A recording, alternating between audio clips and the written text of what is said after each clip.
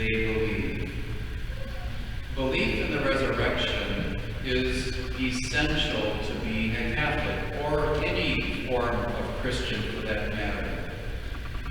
Do you know what the first and most common obstacle, the greatest obstacle to becoming a Catholic is, at least for most people?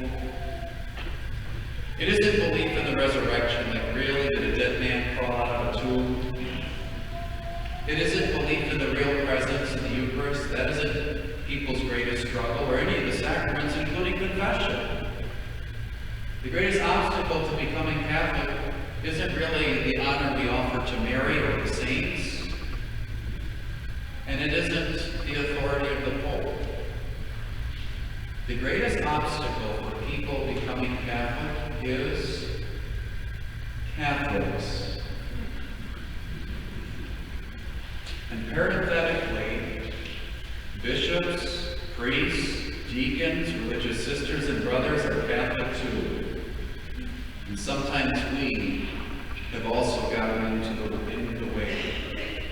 I've had people talk to me at family reunions or such, and people of other denominations, and they say certain things like, well, Father, I have nothing against the Catholic Church, but I don't think I'd ever become Catholic. And these are usually people that reference Catholics in their lives at the workplace. And I'll hear things like, boy, they can swear with the best of them, and they know the best dirty jokes, and nobody needs to give them any training on how to celebrate on weekends. And to be honest, I don't think they're really such churchgoers. And one time I was reading a story about an American businessman who was speaking to his colleague from India. And the colleague really had an animus against Christians. And so the American, curious, said, is there something about the teachings of Jesus that bother you? He said, oh, it's nothing about that. He said, my problem is that the Christians are not Christian. And he went on to talk about all the dishonest, unloving things that happened in his life, and how he was treated by professed Christians. There's one of the most famous philosophers, Friedrich Nietzsche. He's the one famous for coining the term God is dead. And he found himself in a company of Christians one time who were trying to convert him to see that even faith, believing in Jesus, in some ways is reasonable. And his comment to them was, first, show me that you are redeemed, and then I'll listen to your talk about a Redeemer. Maybe we can't see in this life the real resurrected Jesus Christ. Blessed are those who have not seen but have believed. But we do want to see something. We still want to see Jesus and people who say they love Jesus. We want to see joyful, faithful Catholic Christians that have a smile on their face and two helping hands. We want to see Jesus.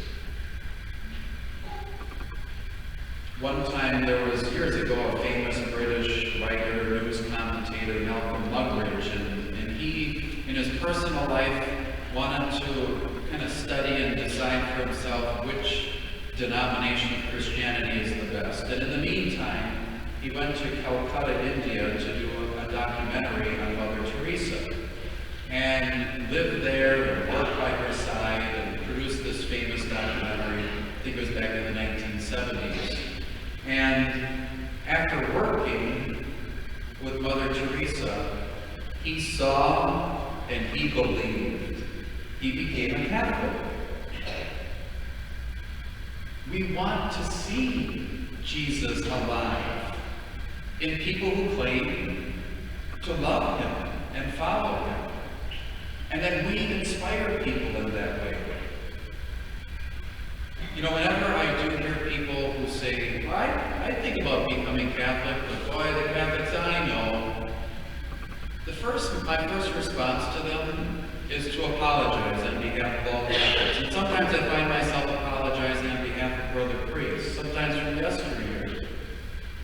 That's really sad when we don't inspire and we become an obstacle instead.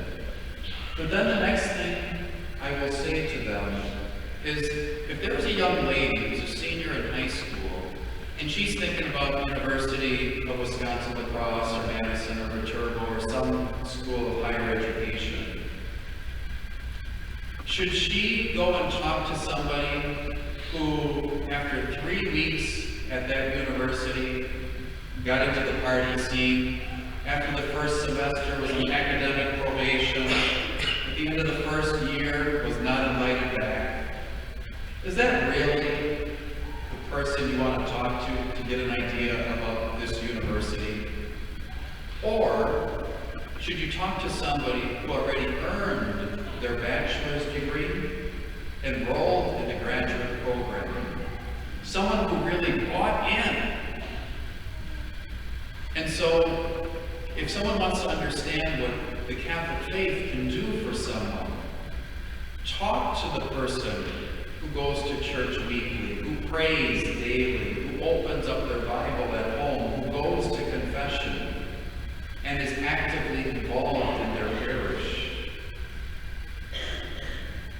We cannot literally see Jesus Christ, but we can see Jesus alive in others.